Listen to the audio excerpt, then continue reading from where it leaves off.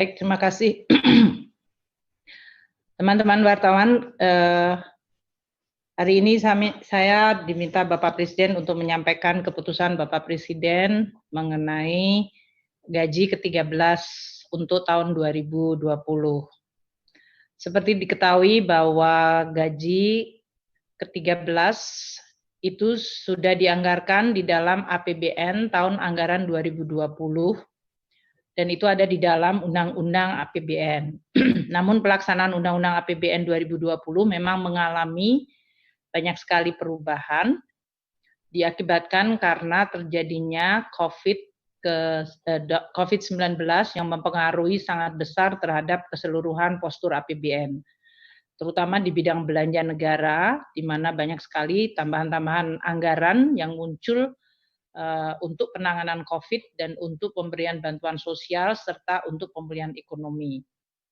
Sehingga pemerintah akan terus melakukan pengelolaan di dalam APBN agar betul-betul memang fokus bisa menangani COVID dan dampak-dampaknya terhadap sosial maupun ekonomi. Nah, untuk gaji ke-13 kita mempertimbangkan bahwa pada kuartal ketiga ini, yaitu sesudah terjadinya COVID dan kemudian dideklarasikan sebagai pandemik dan kemudian langkah-langkah PSBB yang dilakukan di berbagai daerah membuat keseluruhan perekonomian kita dan kegiatan-kegiatan baik dari sisi permintaan, konsumsi masyarakat, konsumsi dari ekspansi investasi dari perusahaan semuanya mengalami tekanan yang sangat dalam. Pemerintah menganggap bahwa pelaksanaan untuk gaji ke-13 sama seperti THR bisa dilakukan untuk bisa menjadi bagian dari stimulus ekonomi atau mendukung kemampuan dari masyarakat di dalam melaksanakan kegiatan-kegiatannya, terutama ini dikaitkan dengan tahun ajaran baru dan juga dalam kondisi di mana COVID mungkin meningkatkan beberapa belanja yang dilakukan oleh ASN, TNI, Polri, dan pensiunan. Sehingga pembayaran gaji ke-13 ini sekarang dilaksanakan sebagai bagian dari stimulus perekonomian kita.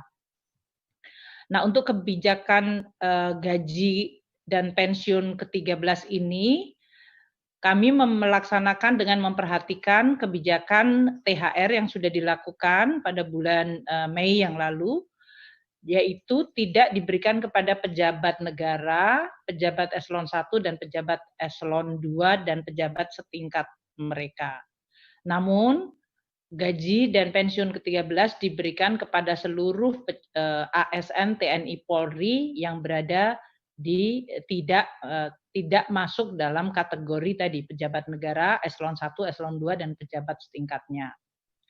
Anggaran yang disiapkan untuk pelaksanaan pembayaran gaji ke-13 ini adalah sebesar 28,5 triliun rupiah yang terdiri dari untuk APBN, ASN, untuk gaji dan tunjangan yang melekat pada gaji, untuk ASN pusat adalah 6,73 triliun rupiah. Sedangkan untuk pensiun ke-13, anggarannya adalah sebesar 7,86 triliun rupiah. Untuk pembayaran ASN daerah melalui APBD adalah sebesar 13,89 triliun rupiah. Sehingga total untuk pembayaran gaji ke-13 ini adalah 28,5 triliun rupiah.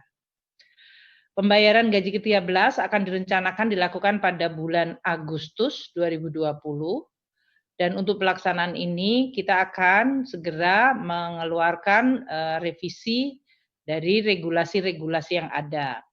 Pemberian gaji ke-13 adalah didasarkan pada peraturan pemerintah nomor 35 2019 tentang perubahan ketiga atas PP 19 tahun 2006 tentang pemberian gaji, pensiun, dan tunjangan ke-13 untuk pegawai negeri sipil, prajurit, dan tunjangan prajurit TNI dan anggota Polri serta pejabat negara dan penerima pensiun atau tunjangan. Dan PP nomor 38 2019 tentang perubahan atas PP 20 tahun 2017, yaitu tentang pemberian penghasilan ke-13 untuk pimpinan dan pegawai non-PNS pada lembaga non-struktural. Oleh karena itu, pelaksanaan kebijakan gaji ke-13 2020 akan dilakukan dengan melakukan pengubahan pada kedua PP tersebut, diakibatkan karena tadi yang menerima untuk tunjangan gaji ke-13 adalah mereka yang di bawah level pejabat negara eselon 1, eselon 2, dan pejabat yang setingkatnya.